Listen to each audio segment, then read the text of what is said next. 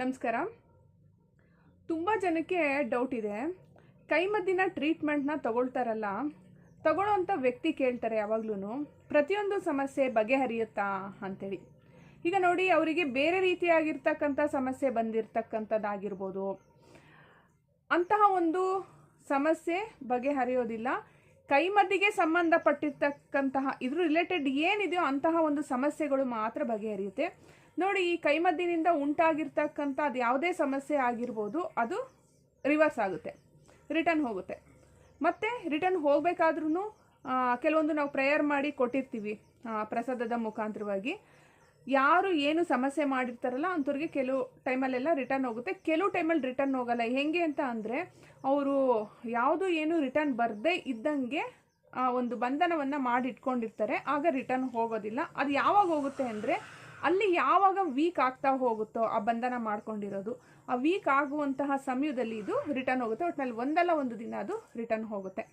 ಮತ್ತು ಇದ್ರ ಜೊತೆಯಲ್ಲಿ ಇದ್ರ ರಿಲೇಟೆಡ್ ಆಗಿರ್ತಕ್ಕಂತಹ ಸಮಸ್ಯೆಗಳು ಮಾತ್ರ ಅಷ್ಟೇ ನಿವಾರಣೆ ಆಗುತ್ತೆ. ಈಗ ಒಂದು ಸರ್ಪದೋಷ ಇರುತ್ತೆ ಅಂತ ತಿಳ್ಕೊಳ್ಳಿ. ಈ ಕೈಮದ್ದಿನ ಟ್ರೀಟ್ಮೆಂಟ್ ತೊಗೊಂಡ್ರೆ ಸರ್ಪದೋಷ ಎಲ್ಲ ಕ್ಲಿಯರ್ ಆಗುತ್ತಾ ಅಂತೇಳಿ ಒಬ್ಬರು ಪ್ರಶ್ನೆಯನ್ನು ಕೇಳಿದರು. ಸರ್ಪದೋಷಕ್ಕೆ ಸಂಬಂಧಪಟ್ಟಿರ್ತಕ್ಕಂತಹ ಕೆಲವೊಂದು ಕೈಮದ್ದಿನ ಜೊತೆನಲ್ಲೇನೋ ಸೇರಿಸಿ ಹಾಕಿದರೆ, ಅಂದರೆ ದೋಷ ಬರೋ ಹಂಗೆ ಏನಾರು ಹಾಕಿದರೆ ಅದು ಕ್ಲಿಯರ್ ಆಗುತ್ತೆ. ಇದು ಬೇರೆ ರೀತಿಯಾಗಿರ್ತಕ್ಕಂಥ ದೋಷ ಏನಾದ್ರು ಬಂದಿದ್ದರೆ ಅದಕ್ಕೆ ಸಂಬಂಧಪಟ್ಟಿರ್ತಕ್ಕಂತಹ ಒಂದು ಪ್ರೊಸೀಜರ್ ಇರುತ್ತೆ, ಅದನ್ನು ಮಾಡ್ಕೋಬೇಕಾಗುತ್ತೆ. ಮತ್ತು ಇನ್ನೂ ಕೆಲವೊಬ್ಬರು ಯಾವುದೋ ಒಂದು ಏನೋ ಒಂದು ಆರೋಗ್ಯದ ಸಮಸ್ಯೆ ಇದೆ, ಅದು ಹಾಸ್ಪಿಟ್ಲ್ ಮುಖಾಂತರವಾಗಿ ಬಗೆಹರಿಯುವಂಥದ್ದಿರುತ್ತೆ. ಅಂಥ ಸಮಸ್ಯೆ ಇದರಿಂದ ಬಗೆಹರಿಯುತ್ತಾ ಅಂತ ಅಂದರೆ ಬಗೆಹರಿಯೋದಿಲ್ಲ. ಅದು ಯಾವ ಸಮಸ್ಯೆ ಎಲ್ಲಿಂದ ಬಂದಿರುತ್ತೋ ಅದ್ರ ಮುಖಾಂತರವಾಗಿಯೇ ಬಗೆಹರಿತಾ ಹೋಗುತ್ತೆ. ಮತ್ತು ಇನ್ನೂ ಕೆಲವೊಬ್ಬರಿಗೆ ಏನಾಗುತ್ತೆ ಅಂತ ಅಂದರೆ, ಸಿಕ್ಕಾಬಟ್ಟೆ ಅಜೀರ್ಣ ಸಮಸ್ಯೆ ಇರುತ್ತೆ. ಕೈಮದ್ದು ಬಿದ್ದಾಗ ಸಿಕ್ಕಾಬಟ್ಟೆ ತೊಂದರೆ ಆಗಿರುತ್ತೆ ಅಲ್ಲಿ. ಅಂತಹ ಒಂದು ಸಮಸ್ಯೆಗಳನ್ನು ಕೂಡ ಅಷ್ಟೇ ಸರಿಯಾದ ರೀತಿಯಾಗಿ ಬಗೆಹರಿಯೋದಿಲ್ಲ. ತುಂಬ ಅಂದರೆ ತುಂಬ ಲಾಂಗ್ ಟೈಮ್ ತಗೊಳುತ್ತೆ. ಬೇಗ ಬೇಗ ಕ್ಲಿಯರ್ ಆಗ್ಲಪ್ಪ ಅಂತೇಳಿ ಹೇಳೋದಕ್ಕೆ ಸಾಧ್ಯ ಇಲ್ಲ.